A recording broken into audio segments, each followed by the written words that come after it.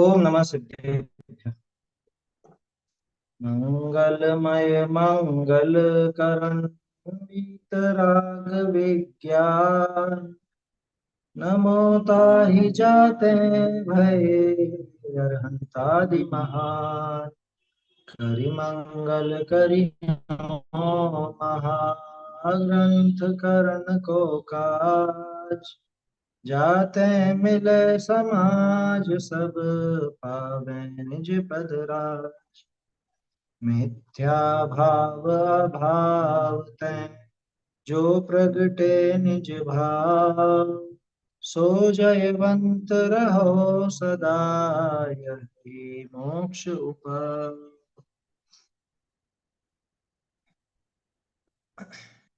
मोक्ष मार्ग प्रकाशक में दूसरा अधिकार अपन देख रहे हैं। और नया बंध किसकी वजह से होता है, कौन उस बंधन का मूल कारण है। टोडरमल जी बहुत अच्छी तरह से अपने को समझा रहे हैं कि भैया किसी और पर दोषारोपण मत करना कि हम इसकी वजह से बंध गए या उसकी वजह से बंध गए। जीव के बंधन में एकमात्र कारण अगर कोई है तो वो है मोह। मोह कर्म नहीं, मोहनी कर्म के उदय में हुआ हमारा ही राग द्वेष मोह रूप भाव, वो मोह ही इस जीव को वास्तव में बंधन का कारण बनता है। इसके अलावा बंधन का और कोई भी कारण नहीं, कोई भी, इनके अलावा कोई कारण। इसके बाद अपन ने बात देखी थी कि योग हैं, योगों से तो प्रकृति प्रदेश बंद होता है ना।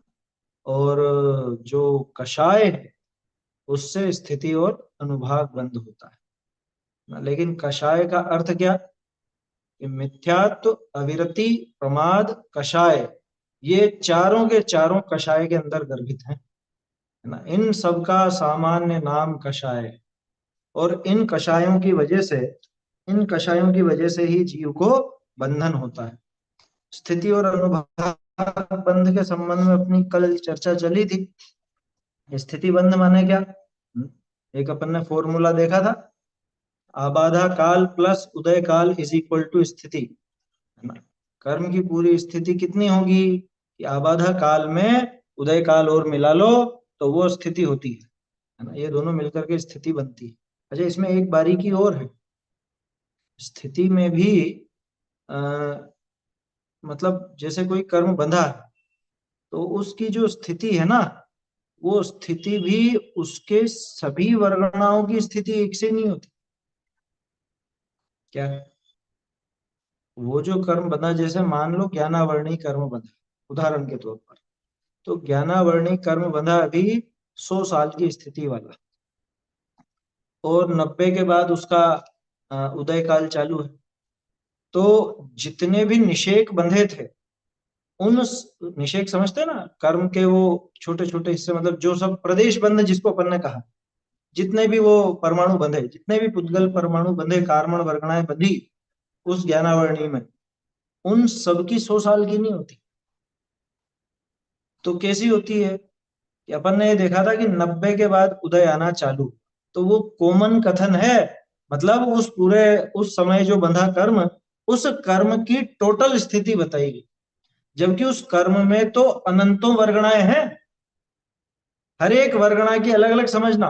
90 से उदय काल चालू हो गया ना, तो किसी की 90 होगी, अब उसके बाद 90 और एक समय वाली होगी, फिर 90 दो समय वाली होगी, फिर 91 साल, 92 साल, 93 साल, 94 साल, ऐसे करते करते वो हर एक कर्म निषेध की अलग अलग स्थिति दिखेगी। ये बारीकी है। क्यों, कि भाई स्थिति पूरी होने के बाद खिरता ही खिरता, स्थिति पूरी हुई, उदय आया और खिरेगा।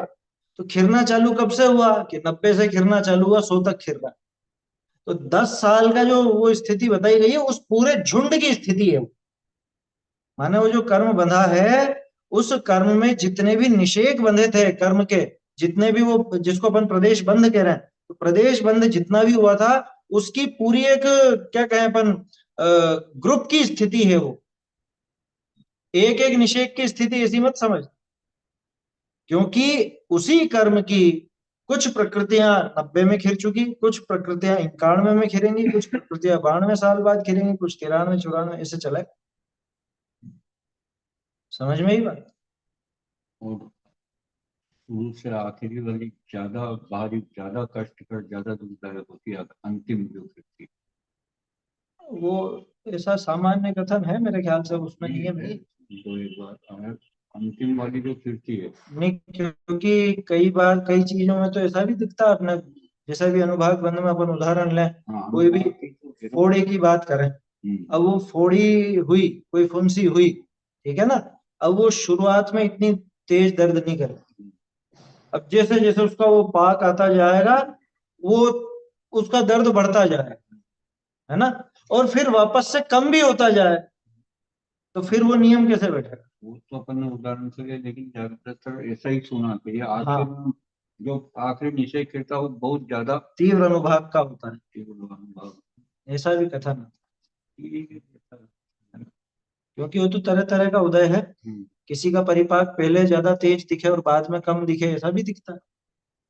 ठीक पहले जैसे ज्ञानावरणी किसी का पहले तो बहुत तीव्र रहा करता था, तो उसका उसको कुछ समझ में नहीं आता था, धीरे धीरे धीरे धीरे वो कम भी होता गया, ऐसा भी दिखता है अपने। तो उसमें मतलब वो तो सिद्धांत के हिसाब से देखना पड़ेगा, है ना। या फिर वो असत आदि में होगा। हाँ, वो उस तरह की प्रकृति में लगेगा, किसी किसी प्रकृति विशेष में ऐसा लगेगा। ऐसा काम नहीं। क्या आया समझ में? तो कहने का अर्थ ये है कि स्थिति बंद इस तरह से था, है ना। स्थिति बंद में अपन ने देखा आबाधा काल तक तो कुछ भी नहीं होगा कर्मों में, और फिर उसके बाद वो खिरना चालू हुआ एक झटके में, पूरी जितना जितनी मात्रा में कर्म बंधा था उतनी मात्रा में पूरा एक झटके में नहीं खिरता, है ना। कोई प्रकृति बहुत प्रदेशों में बंधी थी, है ना, मतलब प्रदेश बंद बहुत था, तो मान लो जैसे उदाहरण के तौर पर अपन कहें 5 किलो, ठीक है, अब कोई तो मात्रा से समझना पड़ेगा ना, तो अपन किलो के हिसाब से समझ रहे हैं उसको। 5 किलो ज्ञानावरणी बधा, तो 5 किलो ज्ञानावरणी, वो अपने वही 100 और 90 का उदाहरण लेकर के चले, वो 100 साल की स्थिति का बंधा, 90 का उसका आबाधा काल है इनका, 90 के बाद उसका उदय काल, ठीक है। तो पूरा 5 किलो एक झटके में नहीं किया, तो 10 साल जो उदय काल है उसमें बांट लो उसको, उतना उतना उतना खिरता जाए, ऐसा ये स्थिति का काम समझना। और अनुभाग, अनुभाग ही विशेष है सारा का सारा, इन सब में अनुभाग ही विशेष है। फल दान सामर्थ्य, इसके फल देने का लेवल क्या रहे, फल देने की इसकी ताकत कितनी है। हालांकि कल अपन ये चर्चा कर चुके हैं, है ना, वो मदिरा का उदाहरण टोडरमल जी ने लिया था। मैं इसमें अक्सर, है ना, ऐसा उदाहरण लेता हूँ, जैसे मान लो कई बार तो क्या होता है, किसी के मेद होती है, मेद, मेद समझते हैं, कुछ ऐसे ही मांस में कुछ ऐसी हो जाती है, गांठ वगैरह जैसी उभरी हुई सी रहती है, उसे मेद बोलते हैं। अब वो दर्द वगैरह कुछ नहीं करती, बस वो इधर से इधर, इधर से उधर हो जाती है, और कभी बहुत तेज कोई दबाए तो हो भी जाए थोड़ा बहुत दर्द।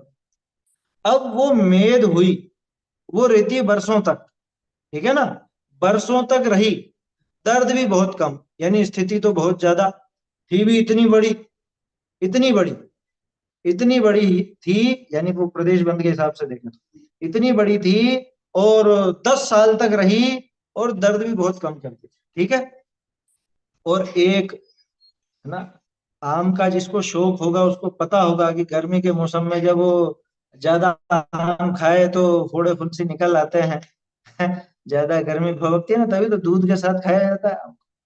तो अब वो जल्दबाजी, और चूसने वाला आम कोई खाए, अब उसमें चेप लगा हुआ हो, तो उसमें क्या होता है कि वो अंदर गर्मी बहुत भभकती है और उसको वो फुंसी निकल गया, पस वाली फुंसी, ठीक है, फोड़ी बोलते हो, फुंसी बोलते हो, क्या बोलते हो, और उसका मुंह जरा सा रहता है, बारीक, एकदम बारीक, दिखेगी भी नहीं ऊपर, या बाल तोड़ समझ लो, बाल तोड़ एक अलग उदाहरण है, तो उसका भी मुंह नहीं दिखेगा ऊपर, या दिखेगा तो बिल्कुल जरा सा। लेकिन अगर उसको छू भी ले कोई, तो कि जैसे करंट लग गया, ज्यादा दिन के लिए नहीं होगी, 2-4 दिन के लिए होगी, लेकिन वो, अरे इसके मारे तो नींद भी नहीं आ रही है, इसके मारे तो ऐसा हो रहा है, वैसा हो रहा है, बोलो, है? अब वो मेद जो है वो इतनी बड़ी थी, ठीक है ना, साइज में इतनी बड़ी, रही 10 साल, और दर्द मामूली सा। और ये जो फोड़ी हुई है, ये 2-3 दिन रही, रही जरा सी, थोड़ी सी, एकदम छोटी सी, है क्या बोले, पिन पॉइंट जैसी, है? लेकिन दर्द इतना भयंकर कि सहन नहीं होता। ये है स्थिति अनुभाग प्रदेश का उदाहरण। तो देखो, प्रदेश ज्यादा हो, स्थिति भी ज्यादा हो, उससे फर्क नहीं पड़ रहा, अनुभाग कैसा है उससे फर्क पड़ता है समझ में। अब साता वगैरह का अनुभाग तीव्र हो तो मजे आते हैं जीव, है आया समझ में। कह रहे मेरे तो सब अनुकूलता, सब अभी तो जी हुजूरी कर रहे हैं सब, क्या बोलते हैं, क्या हाथों पर रखते हैं, हथेली पर रखते हैं अपनी, है इतना मेरा सम्मान और इतना मुझे सब प्रेम कर रहे हैं और ऐसा और वैसा, सब अनुकूलताएं मिल रही है क्या। ये साता का अनुभाग इसका ठीक। और असता का अनुभाग आया तो, है? असता का तीव्र हो अनुभाग तो, कि जो देखो वो भला बुरा कह रहा है, वो इज्जत नहीं है, बोलो। और प्रतिकूलता ही प्रतिकूलता, शरीर में देखो तो तकलीफ, रुपए पैसे की देखो तो तकलीफ, परिवार की तरफ से देखो तो तकलीफ, समाज की तरफ से देखो तो तकलीफ, हर तरह से तकलीफ ही तकलीफ आ रही है। ये अनुभाग की तीव्रता ऐसी होती है, और सब में ही होती है, पुण्य प्रकृतियों में भी पाप प्रकृतियों में भी। जिसका जैसा भाव रहा हो उस हिसाब से। कल दो एक नियम और देखे थे अपन ने, कषाय और स्थिति के संबंध में। अधिक कषाय इज इक्वल टू अधिक स्थिति, कम कषाय इज इक्वल टू कम स्थिति। किसकी? ये तीन प्रकृतियों को छोड़कर बाकी 145 प्रकृतियों, है ना। तीन प्रकृति कौन सी? ये मनुष्य, तिर्यंच और देव आयु को छोड़कर बाकी सभी प्रकृतियां अधिक कषाय में अधिक स्थिति वाली बनेंगी, अल्प कषाय में अल्प स्थिति वाली बनेंगी। अनुभाग में क्या था? अनुभाग में ऐसा था कि जितनी भी पाप प्रकृतियां हैं, पाप प्रकृतियां माने घातियां तो सारी, और अघातिया में जितनी पाप प्रकृतियां हैं वो सब अल्प कषाय में अल्प अनुभाग वाली होंगी, बंधेंगी, और तीव्र कषाय में तीव्र अनुभाग वाली बंधेंगी। और जितनी पुण्य प्रकृतियां हैं अघातिया की, है ना, अघातिया में जितनी भी पुण्य प्रकृतियां हैं वो सब अल्प कषाय में तीव्र अनुभाग वाली बंधेंगी, और मंद कषाय, तीव्र कषाय में अल्प अनुभाग वाली, ऐसा समझ। बोलिए। नहीं पंडित जी, तीन आयु का ये छोड़ के मतलब समझ में नहीं आया। तीन आयु का छोड़ के, तीन आयु का सीधा है भाई, तिर्यंच आयु, देव आयु और मनुष्य आयु, ये तीनों शुभ आयु कहलाती हैं, है ना? इसलिए। कल थे क्या? कल नहीं थे शायद। नहीं नहीं थी। हाँ तो कल नहीं थी। इसलिए कल डिटेल में, हाँ कल डिटेल में चर्चा हो गई थी इसकी। इसमें यूं था कि देखो, जिसको तीव्र कषाय है, आप खुद बताना, तीव्र कषाय वाले को मनुष्य आयु ज्यादा मिलनी चाहिए या कम मिलनी चाहिए?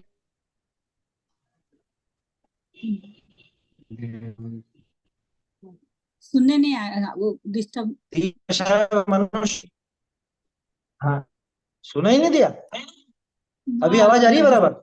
हाँ, अभी आई। हाँ सुनिए, आप ही सोचना, तीव्र कषाय, चलो मनुष्य का छोड़ो, देव पर लगाते हैं। किसी को देव आयु का बंध होना है और वो तीव्र कषाई जीव है, तो उसको हाँ, देव आयु लंबी बंधनी चाहिए या कम बंधनी चाहिए? कम। बस तो फिर आपने जवाब दिया ना, ऐसा है। तीव्र कषाय हाँ। में कम स्थिति, और मंद अच्छा। कषाय जीव को कि उसको ज्यादा बंधेगी, है ना। अच्छा। मंद तम कषाय थी सर्वार सिद्धि वालों के, क्या अच्छा। जिनको अच्छा। सर्वार सिद्धि की स्थिति बनी थी ना, उनके कषाय कितनी थी, खत्म होने वाली थी। आया समझ संतुलन में? के नाश ही एकदम होने दूर। वाला था, वीतराग का तो मतलब एक कदम दूर रह गए थे वो, है ना। ऐसा समझना। ऐसे ही हाँ, मनुष्य में या समझ। तिर्यंच में भी लगाओ तो अच्छी आयु, तो मतलब लंबी आयु भावों जिनको के, बंद करना है। मतलब हाँ? कसायों के अनुसार आयु का ये होता है क्या बंद? नहीं नहीं नहीं, यहाँ पे स्थिति की बात कर रहे हैं अपन, है हाँ ना, मतलब जैसे तीव्र बात कसाय कर रहे हैं। वाला जीव है तीव्र तो कषाय वाले को, अल्प स्थिति बंधेगी ना। हाँ सभी कर्मों में इन तीन को छोड़कर, इन तीन को छोड़कर अल्प कषाय वाले को अल्प स्थिति बंधेगी, और हाँ तीव्र वो समझा। कषाय वाले को तीव्र स्थिति बंधेगी। नहीं मतलब आयु में ऐसा अल्प और ये है क्या, कसाई के हिसाब से आयु कम बनती है ऐसा नहीं है ना। सिर्फ यही है कि जो आयु बंध गई है, जैसे आपने बताया हम्म। देव की, तो मतलब हाँ कसाय अधिक है तो उनकी आयु कल कम वाले में होगा, ऐसा ना? हाँ। वैसे ही मनुष्य, वैसे ही अब इसका तिर्यक। उल्टा करके देखो, इसका उल्टा करके देखो नारकी में। नारकी में जैसे नारकी में क्या होगा? तीव्र कसाई है तो सातवें नरक का बनेगा। कषाय स्थिति हाँ हाँ। देखो, इधर सर्वार्थ सिद्धि में 33 सागर की आयु, और इधर हाँ। सातवें नरक में 33 सागर की आयु, तो 33 सागर की हाँ। आयु।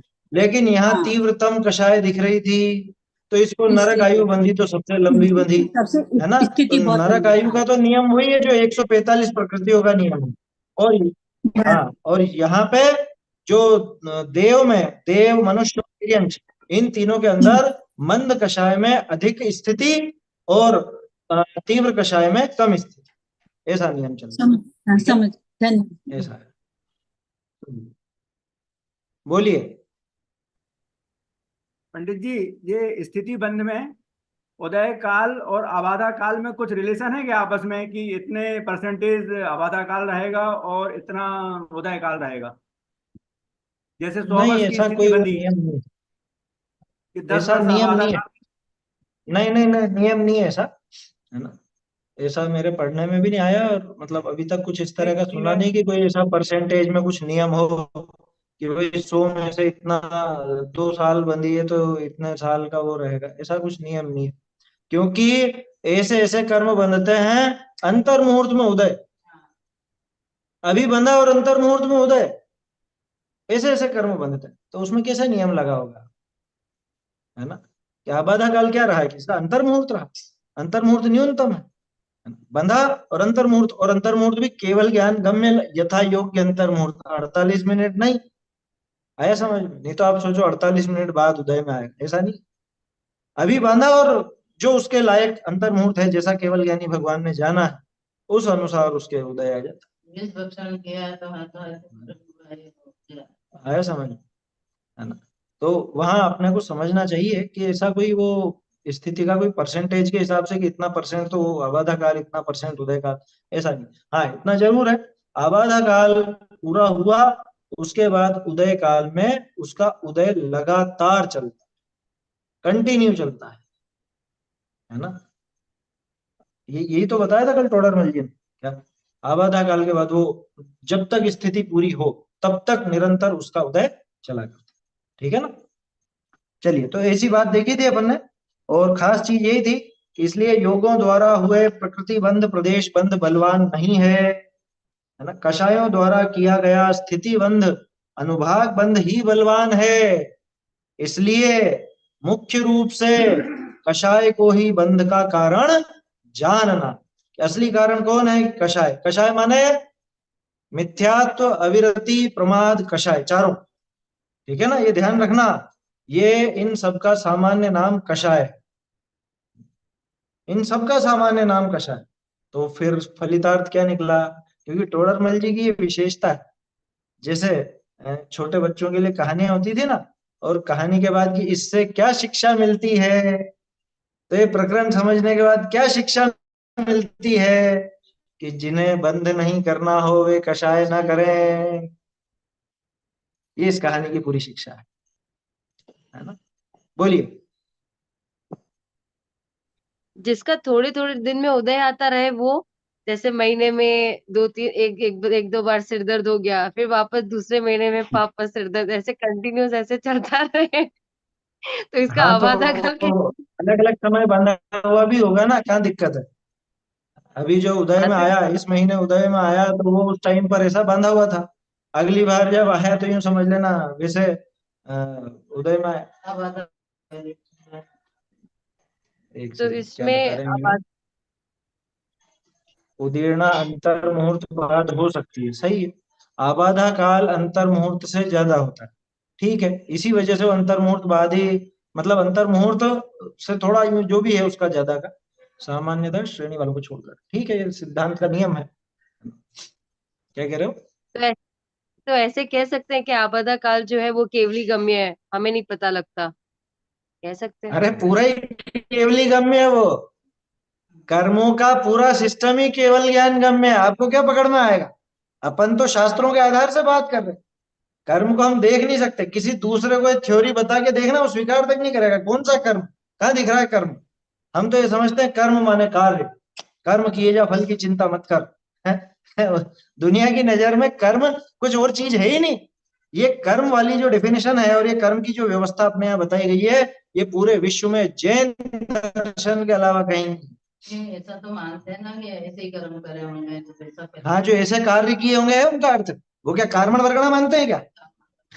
कार्मण वर्गणा वाला जो सिस्टम और अबाधा काल, उदय काल, स्थिति, अनुभाग, ये कहाँ है? ये अपने केवल ज्ञान गम्य विषय है, अपने शास्त्रों के माध्यम से अपने को पता चलता है। और चूंकि अपन जानते हैं कि ये सच है, इसलिए अपने को भरोसा है। किसी और को आप भरोसा दिला नहीं सकते इस विषय में। आया समझ? हाँ, वहां तो सब ईश्वर करवा रहा। आया समझ में? तो और यहाँ पे भी इस व्यवस्था को सही ढंग से कहाँ समझ पाते। ये जो बाहर विदेशों में मतलब अपने शास्त्र से जो कर रहे हैं रिसर्च वगैरह, तो फिर ये तो परमाणु पे इन पे कर रहे होंगे, ये सब कर्म की स्थिति पे कर्म की थ्योरी पे उनको है ही नहीं, वो तो वो विश्वास वाली चीज नहीं है वहां पर।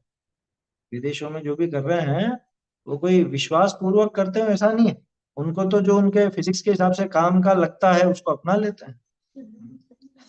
क्या कह रहे हैं? सर्वज्ञ को मानने को तैयार नहीं दुनिया। अरे अब तो जैन ही नहीं मानने को तैयार है, अन्य दुनिया की क्या बात कर हैं? जैन ही, जैनों को शिक्षा देने वाले ही ऊट पटांग शिक्षा दे रहे हो, सर्वज्ञता को ही नकार रहे हैं क्या? तो क्रमबद्ध पर्याय का इतना खौफ भरा हुआ है माथे में, और सर्वज्ञता को स्वीकार कर ले तो ऐसा लगे कि हम तो मर ही जाए। लोगों को ऐसा फटकार के भगा देते हैं, क्रमबद्ध पर्याय का नाम ले ले हैं। क्या करें बताओ? सर्वज्ञता का निषेध कर देते हैं कि पुरुषार्थ का ही अभाव हो जाएगा ऐसे ऐसे ऐसे। मतलब बिल्कुल बचपने वाले प्रश्न हैं। जो चीजें वो दादा ने क्रमबद्ध पर्याय में प्रश्नोत्तर वगैरह में दी ना, कब की है वो 40 45 50 साल हो गए होंगे उस पुस्तक को। वो आज तक भी ऐसे ही प्रश्न उठाते हैं, आज तक भी ऐसी ऐसी बातें करके लोगों को बेवकूफ बना दिया जाता है। ठीक है, वो तो नाम कुछ भी दें, उससे क्या फर्क पड़ता है। देखो, तो इसलिए सर्वज्ञता को नकार सिर्फ अन्य नहीं रहे हैं, बल्कि अपने में से अब क्या कहें, सर्वज्ञवादी कहलाने पर भी सर्वज्ञ को स्वीकार नहीं कर। सर्वज्ञता को स्वीकार नहीं करोगे, कुंद देव को स्वीकार नहीं करोगे, तो कहाँ जाओगे? क्या बचा फिर? जैन दर्शन में क्या बचा? अन्य दर्शन और जैन दर्शन में बचा क्या फिर? और अपन ये नहीं कह रहे हैं कि सर्वज्ञ के नाम पे कुछ भी स्वीकार कर लो। अपने तो परीक्षा करने को बोला, तुम परीक्षा करके देखो। लेकिन इन चीजों की परीक्षा नहीं होती, कर्म वगैरह की परीक्षा नहीं होती। इसमें क्या परीक्षा करोगे? ये तो जैसा है वैसा मानना, क्योंकि ये केवल ज्ञान गम्य कथन। परीक्षा करने लायक जो कथन है उनके, उनको तो वो तो परीक्षा करते ही है उस विषय की। और बाकी जो विषय नहीं है उसमें तो शास्त्र अनुसार ही प्रमाण माना जाता है। चलिए, तो जिन्हें बंद नहीं करना हो वे कषाय न करें। वो कषाय का रूट छोड़ देवें।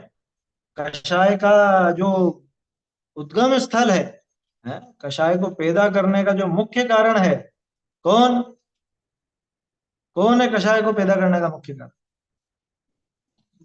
मिथ्यात्व। ये तो बच्चा बच्चा जानता है। कषाय वाले पाठ में पूछा ना, कषाय पैदा क्यों होती है? और मिटे कैसे? मुख्यतया मिथ्यात्व के कारण पर पदार्थ जब इष्ट या अनिष्ट भाषित होते हैं तब कषाय पैदा। तो यही का है वो मोक्ष मार्ग प्रकाशक का, इसमें आएगा वो वाक्य। आया समझ में? चलिए, तो जिन्हें बंद नहीं करना हो वे कषाय नहीं करे। अब आगे नया प्रकरण है। नया तो क्या है, जुड़ा हुआ इसी से ही कि ज्ञानहीन जड़ पुद्गल परमाणुओं का यथा योग्य प्रकृति रूप परिणमन। हेडिंग से ही काफी कुछ स्पष्ट हो जाता। हालांकि ऐसा प्रश्न पहले भी आ चुका है ना, पहले भी आ चुका हो कि भाई ये कर्म तो अच्छा वो तर्क में दिया था टोटल, ज्ञान भी नहीं है और बलवान पना भी नहीं, बात ली थी पहले थोड़ा, है ना। चलिए, तो ये प्रकरण देखते हैं अपन ढूंढारी से।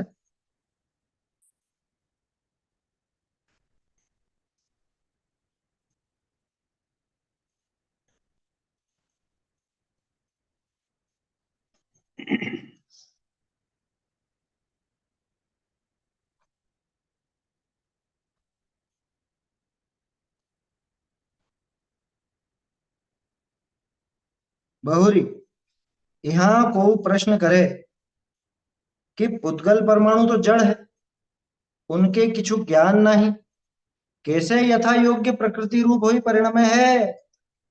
ताका समाधान, जैसे भूख होते हैं, मुख द्वारी ग्रया हुआ भोजन, भोजन रूप पुद्गल पिंड, सो मांस शुक्र शोणित आदि धातु रूप परिणम है। बहुरी तिस भोजन के परमाणु ने विषय यथा योग्य कोई धातु रूप थोड़े, कोई धातु रूप घने परमाणु हो है। बहुरी तीन विषय के परमाणु का संबंध घने काल रहे, कई का थोड़े काल रहे। बहुरी तीन परमाणु विषय कई तो अपने कार्य निपजावने की बहुत शक्ति को धरे है, कई स्तोक शक्ति को धरे है।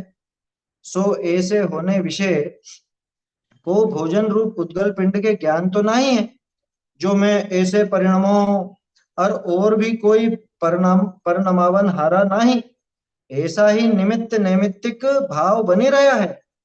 ता करी तैसे ही परिणमन पाइये है, तैसे ही कषाय होते हैं, योग द्वारी ग्रया हुआ कर्म वर्गणा रूप उद्गल पिंड, सो ज्ञानावरणादि प्रकृति रूप परिणम है। बहुरी तीन कर्म परमाणु ने विषय यथा योग्य कोई प्रकृति रूप थोड़े, कोई प्रकृति रूप घने परमाणु हो है। बहुरी तीन विषय कई परमाणु निका संबंध घने काल रहे है, कोई निका थोड़े काल रहे। बहुरी तीन परमाणु ने विषय कई तो अपने कार्य निपजाने की बहुत शक्ति धरे है, को थोड़ी शक्ति धरे है। सो ऐसे होने विषय को कर्म वर्गण रूप पुद्गल पिंड के ज्ञान तो नहीं है, जो मैं ऐसे परिणामों और भी कोई परिणामवन हरा नहीं, ऐसा ही निमित्त नैमित्तिक भाव बनी रहा है। ता करी तैसे ही परिणमन पाइये है। सो ऐसे तो लोक विषय निमित्त निमित्त घने ही बने रहा है, जैसे मंत्र निमित्त करी जलादिक विषय रोगादि दूर करने की शक्ति हो है, वह कांकरी आदि विषय सर्पादिक रोकने की शक्ति हो है, तैसे ही जीव भाव के निमित्त करी उद्गल परमाणु ने विषय ज्ञानावरणादि रूप शक्ति हो है। यहाँ विचार करी अपने उद्यम से कार्य करे तो ज्ञान चाहिए, और तैसा निमित्त बने स्वयमेव तैसे परिणमन होई, तो तहाँ ज्ञान का किछु प्रयोजन नहीं। या प्रकार नवीन बंध होने का विधान जानना। देखिए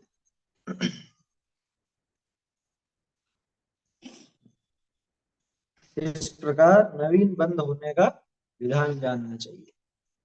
क्या कह रहे हैं अब यहाँ पर सामने वाले का प्रश्न कैसा, साहब उद्गल परमाणु तो जड़ है ना, जड़ है माने ज्ञान तो है नहीं,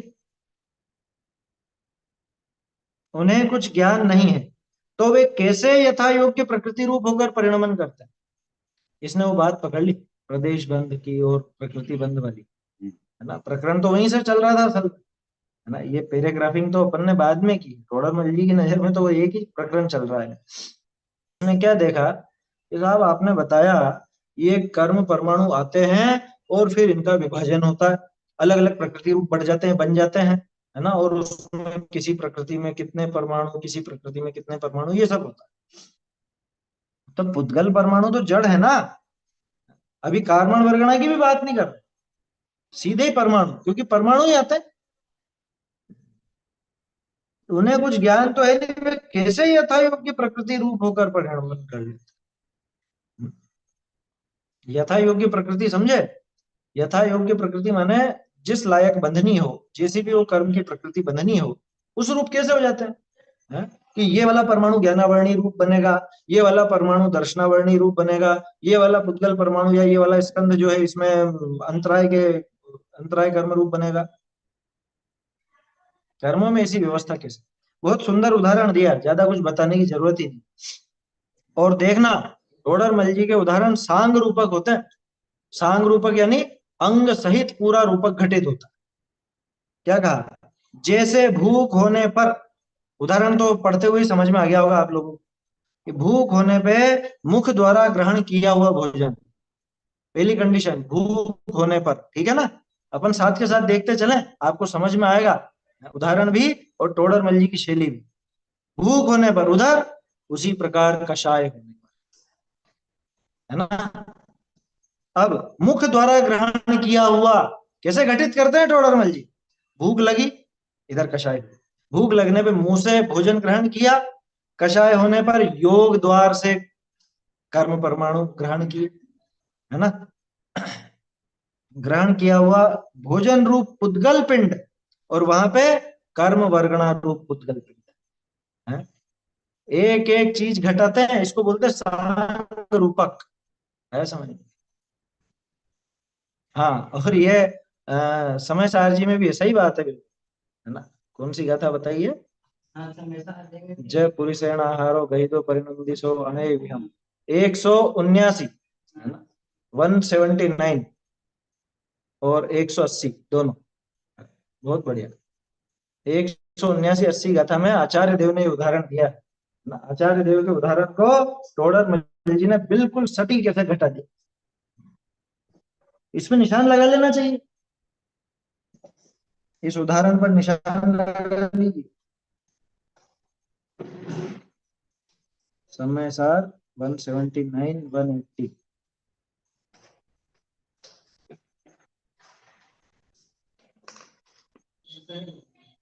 देखो, अच्छा, आप में से जिसको भी जहां की याद आए ना तो बता दिया करें, ताकि वो क्या, अपन एक ऐसे ये जो नोट्स बनते जाएंगे ना, जब एक ग्रंथ का अभ्यास पूरा होगा, फिर जब दूसरी बार वापस पढ़ेंगे तो आपको बहुत आनंद आए। अभी भी जहां से विषय मिला करके देखोगे तो अच्छा लगेगा। 179 180 समय सार जी, देखिए क्या कहा था? भूख पर मुख द्वारा ग्रहण हुआ भोजन रूप में मांस, शुक्र, शोणित आदि धातु रूप परिणमित होता है ना। भूख लगी, मुंह से भोजन किया, भोजन पेट में गया, अब उसमें से सब बनेगा, सब चीजें बनेंगी, मांस बनेगा, खून बनेगा, हड्डी बनेगी, है धातु सब बनेगी, शुक्र वगैरह सब बनेगा। उसी प्रकार कषाय होने पर योग द्वार से ग्रहण किया हुआ कर्म वर्गणा रूप पुद्गल पिंड ज्ञानावर्णादि प्रकृति रूप परिणमित होता है। ये हो गया प्रकृति बंध का काम, ठीक है ना। ये प्रकृति बंध बता दिया इन्होंने इसमें। क्या हुआ था उस भोजन का, क्या हुआ कि अलग अलग प्रकृति रूप परिणमित हो गया। उसी तरह से उस कर्म वर्गणाओं का क्या हुआ, उन कर्म वर्गणाओं का, कि ये भी अलग अलग प्रकृति रूप परिणमित हो गया, इसी का नाम है प्रकृति बंध, ठीक है। अब आगे देखो, तथा उस भोजन में के परमाणुओं में यथा योग्य किसी धातु रूप थोड़े और किसी धातु रूप बहुत परमाणु होते हैं। किसी में विटामिन की मात्रा ज्यादा, किसी में प्रोटीन की मात्रा ज्यादा, किसी में किसकी मात्रा ज्यादा, ये सब होता है ना, है। तभी तो वो बताते हैं कि अच्छा तुम्हारे प्रोटीन की कमी है तो ये दालें खाओ, और प्रोटीन बढ़ रहा है तो दालें बंद कर दो, विटामिन की कमी है तो ये वाले फल वगैरह खा लो, है। ये सब बताते हैं ना। उस भोजन के परमाणुओं में यथा योग्य किसी धातु रूप थोड़े और किसी धातु रूप बहुत परमाणु होते हैं। मतलब आश्चर्य होता है, उस जमाने में तो कोई ये विटामिन मिनरल प्रोटीन वगैरह की बात शायद नहीं होती होगी, टोडरमल जी लेकिन कैसे बता रहे हैं। वो तो जितने ना जैसे वगैरह मांस, अरे वो चीज नहीं कह रहे हैं, ये कह रहे हैं उनमें किसी कोई धातु रूप थोड़े और कोई धातु रूप ज्यादा, बहुत परमाणु होते हैं, और वो उस रूप परिणमित हो जाता है। आया समझ? तो विज्ञान तो उस समय भी था। वैसे ही बढ़िया था। हाँ, अब देखो यहाँ क्या हुआ, तथा उन कर्म परमाणुओं में यथा योग्य किसी प्रकृति रूप थोड़े और किसी प्रकृति रूप बहुत परमाणु होते हैं। ये प्रदेश बंद हो गया, है ना, कि भाई ये एक झुंड आया 5 किलो का, एक ये कार्बन वर्गणाओं का झुंड आया, है ना, कि इसमें से 500 ग्राम तो ज्ञानावर्णी में लग गया, है 700 ग्राम इसमें लग गया दर्शनावर्णी में, है ना। ये ध्यान रखना, ग्राम राम में आते नहीं है, तो मैं समझाने के लिए उदाहरण ले रहा हूँ, नहीं तो आप सोचने लगो शायद ये भी कुछ है वजन में आते होंगे, ऐसा नहीं है। वो तो समझने के लिए क्या करो, कुछ ना कुछ तो उदाहरण लेना पड़ेगा ना। ग्राम से नहीं आया समझ में, लीटर से ले लेना, उससे क्या फर्क पड़ता संख्या से है। ले लो, संख्या से ले लो, एक ही बात है, वो तो कैसे भी ले लो। तथा उस भोजन के परमाणु में यथा योग्य किसी धातु रूप थोड़े और किसी धातु रूप बहुत परमाणु होते हैं, तथा उनमें कई परमाणुओं का संबंध बहुत काल रहता है, कईयों का थोड़े काल रहता है। अरे होता है ना ऐसा, है? कोई मान लो कोई चीज ऐसे खाने में आई और ज्यादा खाने में आ गया है कुछ भी, तो 3-4 दिन तक उसी की डकार आती रही, ये पेट में पड़ा हुआ है अभी तक। समझ में आई बात? तो वो उन परमाणुओं का संबंध अभी तक। अरे कई बार ऐसा होता है, अधिकतर ये गर्मी के या बारिश के मौसम में इस तरह का होता है। कोई चीज, और अधिकांश होता है किनके, सामूहिक भोज वगैरह में जो जाते हैं ना, वो कि पेट खराब हो गया, सब बारातियों का पेट खराब हो गया।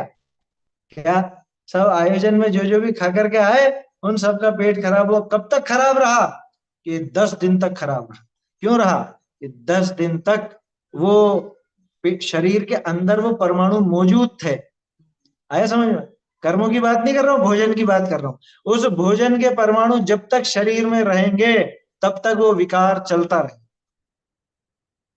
और जब वो परमाणु खर्च हो जाएंगे, खत्म हो जाएंगे, मल द्वार आदि से निकल जाएंगे, पसीने के रूप में बह जाएंगे या वमन हो जाएगा, जो भी होगा, वो परमाणु बाहर निकले और फिर ये ठीक हो जाएगा। होता है ना ऐसा? ठीक उसी तरह से यहाँ देखो, तथा उनमें कई परमाणुओं का संबंध बहुत काल और कईयों का थोड़े काल रहता है। ये हो गया स्थिति बंध। तीनों घटित कर दिया ना अभी, प्रकृति बंध, प्रदेश बंध, स्थिति बंध। अब अंतिम, तथा उन परमाणुओं में कई तो अपने कार्य को उत्पन्न करने की बहुत शक्ति रखते हैं, कई थोड़ी शक्ति रखते हैं। भोजन में कई तो ऐसे होते हैं बिल्कुल बहुत पावरफुल रहता है कि अरे ये बस इतना से ही खाना, ज्यादा मत खा लेना, ये तो है तबीयत खराब हो जाएगी। होता है ना, जैसे ड्राई फ्रूट्स में ज्यादा वो बताते हैं कि ये ज्यादा गरिष्ठ है, इनसे ज्यादा गरिष्ठ है। या केसर कितनी खा सकते हो बताओ? कि गर्मी में केसर ज्यादा खा ली तो गर्मी बढ़ जाएगी शरीर में। आया समझ? केसर गर्मी करती है। अभक्ष्य होते हैं। हाँ वो तो खैर उदाहरण है ना? केसर अभक्ष्य है, वैसे ध्यान रखना। अब सर्दी में खाए तो इतना दिक्कत नहीं, क्योंकि गर्मी करती है। हींग कितनी डाली जाए बोलो? है? ज्यादा कड़ी हो जाए। ये हींग हम तो देखो कमी नहीं रखते किसी चीज में। अरे भैया, इसमें कमी और ज्यादा की बात होशियार करने की जरूरत नहीं, जितनी मात्रा उतना। और थोड़ी तरह तरह की क्वालिटी आती है ना, कोई तो ऐसी आती है बिल्कुल इतना सा टुकड़ा डाल दिया इतने मात्र में, तो समझ लो एक कढ़ाई भर के दाल वो पूरी उसमें सुगंध आने लग गई। वो एक कटोरी दाल में अगर इतना डाल दिया तो क्या हो? तो कोई चीज ऐसी होती है जिसका अनुभाग तीव्र है, वो अपना कार्य करने की शक्ति बहुत रखता है। इसका उदाहरण अपन ने वो मदिरा का भी देख लिया और वो फोड़ी फुंसी उसका भी देख लिया। या केसर क्यों भक्ष है? केसर फूलों का पराग है ना?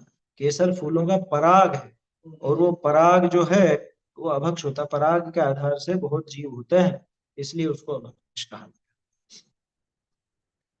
मंदिर में पूजा आदि में भी काम में नहीं लेना चाहिए, उसकी जगह चंदन काम में लो।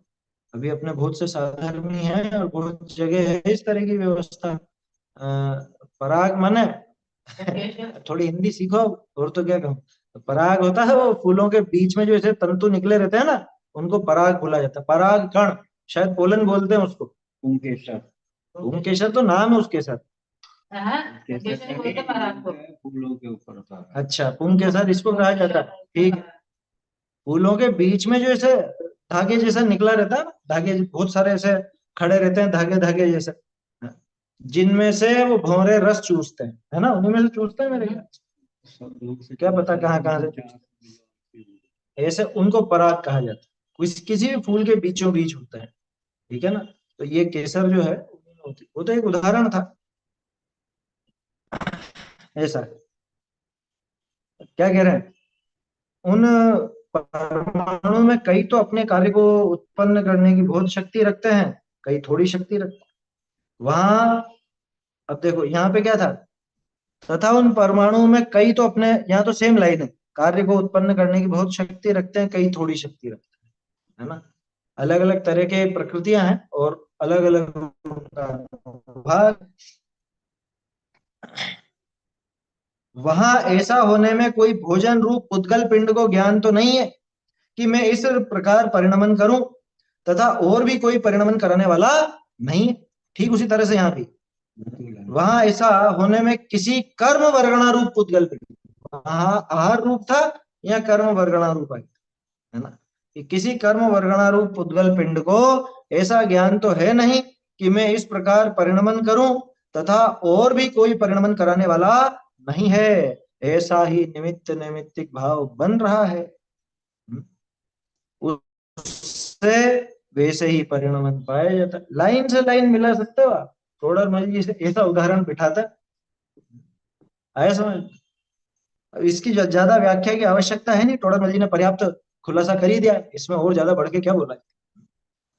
देखो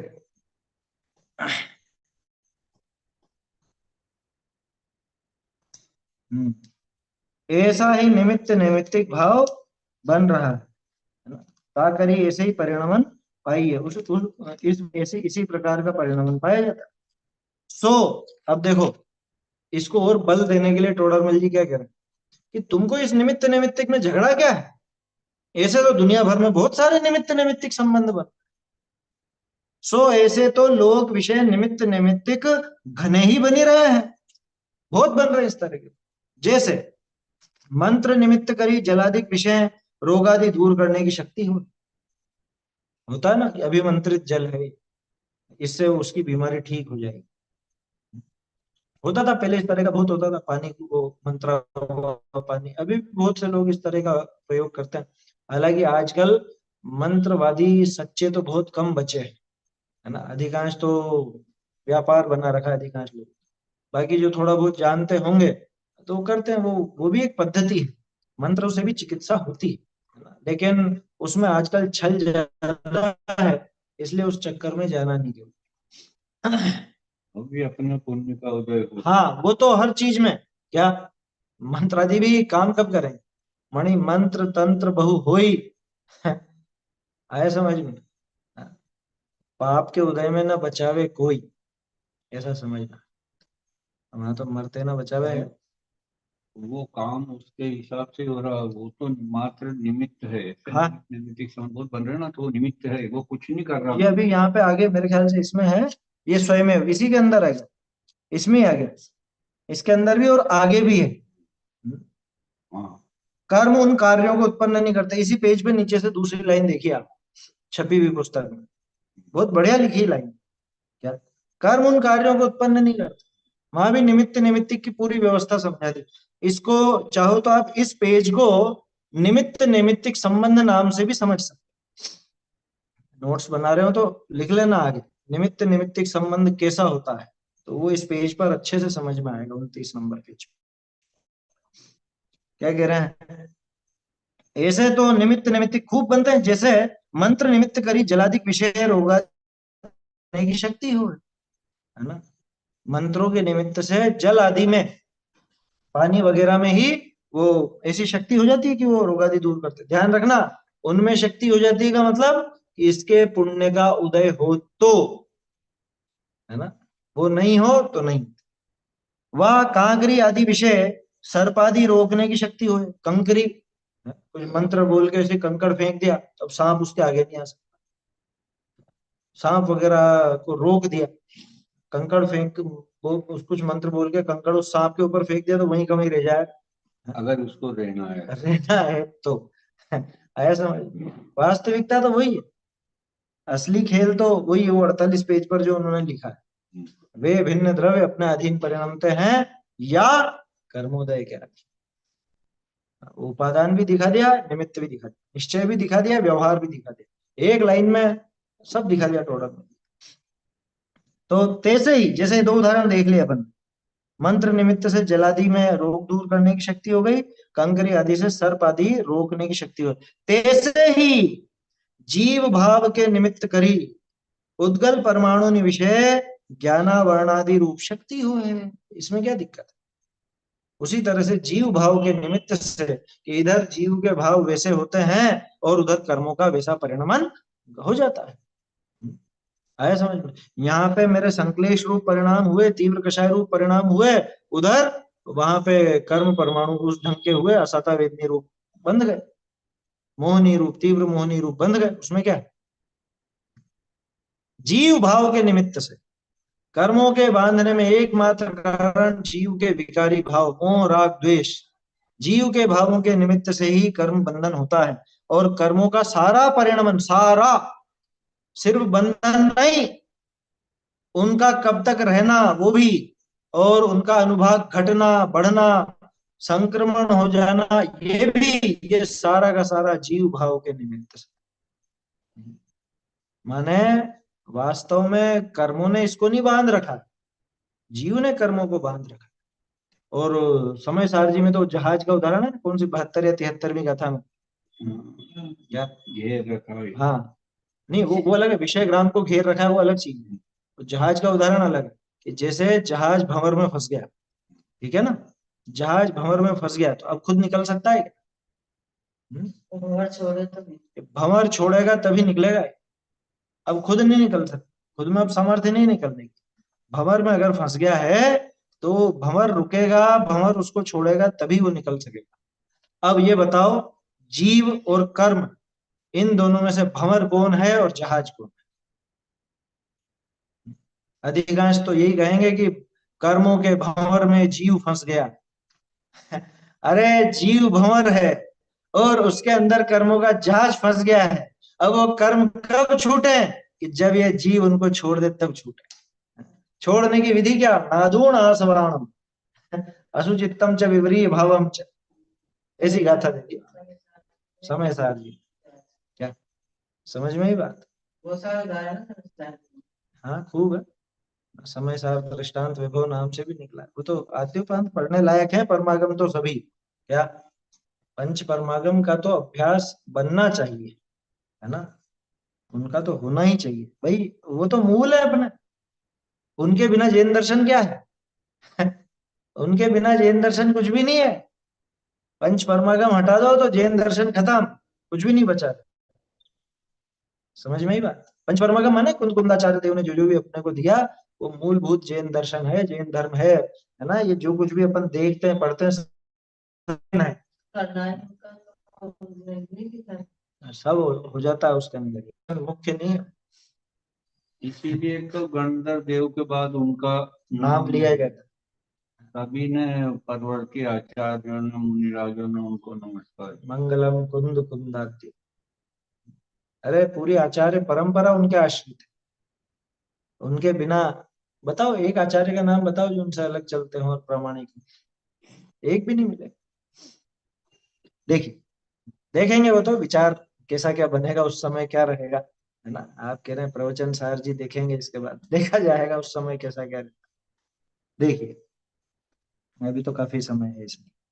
कहाँ क्रिया आदि ये हो गया ना, जीव भाव के निमित्त करी उद्गल परमाणु विषय ज्ञानावर्णादि रूप शक्ति हो है। ज्ञानावर्णी आदि शक्ति कैसे पाई जाती है उसमें, कि जीव भाव के निमित्त से वो सब पाया जाता है। यहाँ विचार करी अपने उद्यम ते कार्य करे तो ज्ञान चाहिए, और तेसा निमित्त बने स्वयमेव तेसे परिणमन होई तो तहा ज्ञान का किछु प्रयोजन नहीं। क्या लिख दिया कि भैया कोई उद्यम करके अपने वो ऐसा कार्य करे तब तो फिर भी ज्ञान चाहिए, है ना। जैसे वो उधर कर्म पड़े हुए थे, सोचा कि आज इसको बातें हैं, इसके साथ जाते हैं। अगर ऐसा वो चला करके आवे तब तो फिर भी बुद्धि चाहिए, ज्ञान चाहिए, लेकिन ऐसा तो है नहीं, तो सहज बनाव बन रहा। इधर जीव भाव होते हैं, उधर से कर्म अपने आप आ जाते हैं और उस अनुसार परिणम जाते हैं। विचार करे, विचार करके अपने उद्यम से कार्य करे तो ज्ञान चाहिए, और तेसा निमित्त बने स्वयमेव तैसे परिणमन हो, वैसा निमित्त बनने पर अपने आप ही वैसा परिणमन होने लग जाए तो तहा ज्ञान का किछु प्रयोजन न है। उसमें क्या ज्ञान का प्रयोजन है बताओ? कि तो अपने आप पूरी ऑटोमेटिक व्यवस्था में कोई उसमें बुद्धि चाहिए क्या? ये नहीं समझेंगे, हम विचार तरफ उद्यम से कार्य करे तो ज्ञान चाहिए। हाँ तो उद्यम करे तो इस तरह से ज्ञान हो जाएगा। अरे कर्मों के लिए कह रहे हैं वो, हाँ कि अगर कर्म यूं सोच करके ऐसा उद्यम करें कि अपने को इस जीव को बांधना, तब तो उनके ज्ञान चाहिए। तो ऐसा है ही नहीं, ये तो सहज बनाव बन रहा है कि यहाँ जीव के ऐसे विकारी भाव हुए और वहां कर्मों का वैसा परिणाम अपने आप हो गया। उन्होंने आकर के चला करके तो बांधा नहीं जीव को। समझ में ही बात। अगर वो चला करके, जैसा वहां पे सिद्धशिला में सिद्ध भगवान विराजमान और कर्मों को ऐसा सूझा है, कर्मों को ऐसा हुआ कि चलो इनको अपन बांधते हैं फिर से, तब तो ज्ञान चाहिए, है ना। ऐसा सोचने के लिए चाहिए ज्ञान, तो ऐसा सोच विचार तो कुछ है नहीं करो, ठीक है ना। और तेसा निमित्त बने स्वयमेव तैसे परिणमन होई, तो तहा ज्ञान का किछु प्रयोजन नहीं, उसमें कुछ भी ज्ञान का प्रयोजन नहीं है। या प्रकार नवीन बंध होने का विधान जानना, इस प्रकार नवीन बंध का विधान जानना चाहिए, ठीक है। तो ये तो इसमें बात हुई कि भाई ज्ञानहीन है भले, लेकिन वो यथा योग्य परिणाम जाते हैं, और जितने समय तक रहने हैं उतने समय तक रहते हैं। जैसा अनुभाग उनका होना है, जैसी फलदान सामर्थ्य होनी है, वैसा सब होता है। आगे देखते हैं सत्ता रूप कर्मों की अवस्था। अब सत्ता में कैसे होते, ये बंध की तो बात हुई, ये तो नया बंधा। देखो टोडरमल जी पूरा सिस्टमेटिक चल रहा था। पहले तो अनादिकाल से कैसे बंधा हुआ था जीव, फिर कहा कि नया बंधन भी होता है, नए बंधन में क्या क्या कारण, क्या बंध गए उसके बाद क्या हो, सत्ता में कैसे पड़े रहे, इसकी क्या व्यवस्था है। तो ये पढ़ देता हूँ मैं एक पैराग्राफ ही। ये हेडिंग थोड़ी लिखा हुआ होगा उसमें। नहीं, इसके 70 वर्ष नहीं लिखी। देखो क्या कह रहा है, नवीन बंध होने का विधान जानना। अब जे परमाणु कर्म रूप परिणमे तिनका यावत उदय काल न आवे, तावत जीव के प्रदेशनिस्यों एक क्षेत्र अवगाह रूप बंधान रहे है। क्या कहा कि जब तक ये कर्म रूप परिणाम गए, ठीक है ना, ध्यान रखना कोई भी परमाणु पैदाइशी कर्म रूप नहीं होता, वो परमाणु पुद्गल होता है, और वो परमाणु जीव के भावों का निमित्त पाकर के कार्मण वर्गणा रूप परिणमता है, और आकर के जीव के साथ एक क्षेत्र अवगाह रूप संबंध से बंध जाता है, ठीक है। देखना जे परमाणु कर्म रूप परिणाम है तिनका यावत उदय काल ना आवे, जब तक उनका उदय नहीं आता। हालांकि ये बात अपने पहले स्थिति में आ गई, स्थिति वाली बात में आ गई, फिर भी समझ लीजिए कि यावत उदय काल ना आवे, जब तक इनका उदय काल नहीं आता, तावत जीव के प्रदेशनिस्यों, जीव के प्रदेशों के साथ एक क्षेत्र अवगाह रूप उनका बंधन रहता। तहा जीव भाव के निमित्त करी। अब देखना है सत्ता में क्या क्या होता है। जीव भाव के निमित्त से कई प्रकृति की अवस्था का पलटना भी हो ही जाई है। अरे ये गजब हो गया, सत्ता में पड़ा हुआ था और ये जीव भावों के निमित्त से अवस्था पलट जाती है। कैसे पलटती है, तहा कई अन्य प्रकृति के परमाणु थे, ते संक्रमण रूप होई अन्य प्रकृति के परमाणु हो ही जाए। अभी सामान्य समझा रहे हैं, ध्यान रखना, जो कर्णान योग के अभ्यासी हैं वो समझ रहे होंगे यहाँ पे कि संक्रमण में वो नियम है अलग अलग, लेकिन सीधी सी बात है, जैसे साता वेदनी बंधा था, साता वेदनी बदल करके असाता वेदनी हो सकता है। जीव के पर समझ में ही बात। कषाय, कोई सी भी कषाय रूप कर्म बंधा था, वो अन्य कषाय रूप हो सकता है, संक्रमित हो सकता है। क्रोध कषाय जो परम समझ ली, क्रोध प्रकृति के परमाणु, वो परमान रूप हो सकता। मति ज्ञानावरण के परमाणु श्रुत ज्ञानावरण रूप हो सकते हैं, है ना। ऐसा पलटना भी हो जाता है। हालांकि पलटने में कुछ कंडीशन भी है, जैसे आयु में नहीं होगा पलटा, पहली कंडीशन तो ये, आयु में नहीं होगा। दूसरी कंडीशन, दर्शन मोहनी की प्रकृतियां चारित्र मोहनी रूप नहीं होगी। तीसरी कंडीशन, मूल प्रकृतियों में संक्रमण नहीं होगा, उत्तर प्रकृतियों में संक्रमण। जैसे क्या माने ज्ञानावर्णी की जो बंधी हुई है वो पलट के दर्शनावर्णी रूप नहीं होगी। ज्ञानावर्णी में 5 प्रकृतियां हैं, उनमें मति ज्ञानावरण, श्रुत ज्ञानावरण रूप हो सकती है, अवधि ज्ञानावरण रूप हो सकती है, ये सब हो सकती है, लेकिन वो दर्शनावरण रूप नहीं हो सकती। समझ में ही बात। तो मूल प्रकृतियों का संक्रमण नहीं होता, उत्तर प्रकृतियों में आपस में संक्रमण होता है। उसमें भी दर्शन मोहनी की प्रकृतियां, चारित्र मोहनी की प्रकृतियां रूप नहीं होती, और आयु कर्म में संक्रमण नहीं होता। ये 3 नियम खास है संक्रमण। ठीक है, देखो तो क्या कहा उसमें, कहा जीव भाव के निमित्त कई प्रकृति की अवस्था का पलटना भी हो ही जाई है। कहा कई अन्य प्रकृति के परमाणु ते संक्रमण रूप होई अन्य प्रकृति के परमाणु हो ही जाए। बहुरी कई प्रकृति की स्थिति व अनुभाग बहुत था, सो अपकर्षण होई करी थोड़ा हो जा। बहुत से की लंबी स्थिति बंधी थी, लंबे समय तक रहने वाला था, लेकिन उसकी स्थिति कम भी हो गई। बहुरी कई प्रकृति का स्थिति व अनुभाग थोड़ा था, सो उत्कर्षण होई करी बहुत हो ही जाए। समझ में ही बात, सब संभव है, लेकिन किसकी वजह से? जीव भाव के निमित्त से। देखो सीधा सा है हिसाब, बंधे किसकी वजह से थे? जीव भाव के निमित्त से। तो जीव भाव के निमित्त से पलटाव भी हो सकता, तो बाजी किसके हाथ में है? जीव के हाथ में, कर्मों के हाथ में नहीं है। और ये कर्मों ने हमको ऐसा कर दिया, कर्म का ऐसा होता है वैसा, बांधा तूने। तू चाहे तो उनको भगा सकता है, तू चाहे तो उनको घटा सकता है, तू चाहे तो उनको पलट सकता है, उनको कमजोर कर सकता है, और चाहो तो ताकतवर भी बना सकता है। क्या अपकर्षण कर सकता है, उत्कर्षण भी कर सकता है। कर सकता है का मतलब चला करके नहीं कर सकता, ध्यान रखना।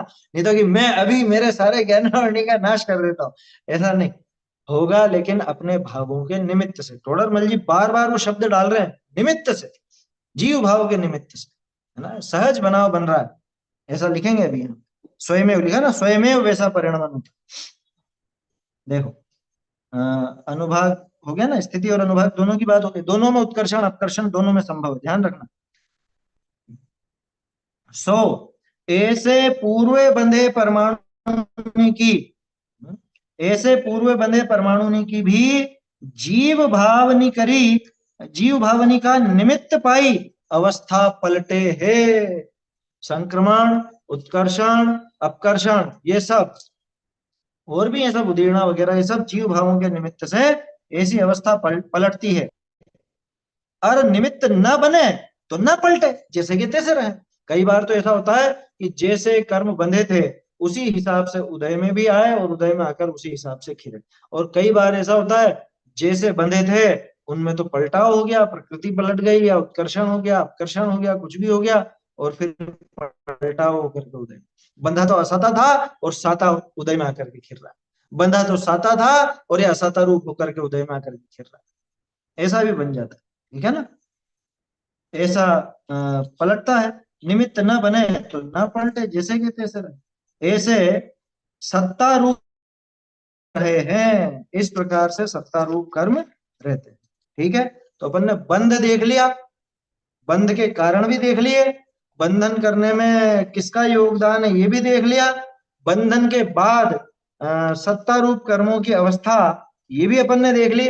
अब कर्मों की उदय रूप अवस्था, क्योंकि अब सत्ता वत्ता सब हो गई ना, अब क्या होगा? ये सत्ता में पड़े थे, अब तो उदय में आएंगे। तो उदय रूप अवस्था कैसी होती है उसकी चर्चा आगे कल देंगे। क्या कह रहे हैं 7 नंबर पेज पे? हाँ 7 नंबर पेज पे वो पलटने का बताया, पलट जाता है, सही है ना, वो पलटा हो जाता है 7 नंबर पेज के हिसाब से। चलिए, अधिकांश जैसे बनते हैं वैसे उदय में नहीं आते। हाँ अधिकांश होता है ऐसा। क्या? जैसा बंधा है वैसा उदय में नहीं ही आएगा, अधिकांश, अधिकांश। ज्यादातर तो पलटाव हो जाता है, कुछ ना कुछ तो बदलाव होगा, क्योंकि जीव के भाव निरंतर पलटते रहते।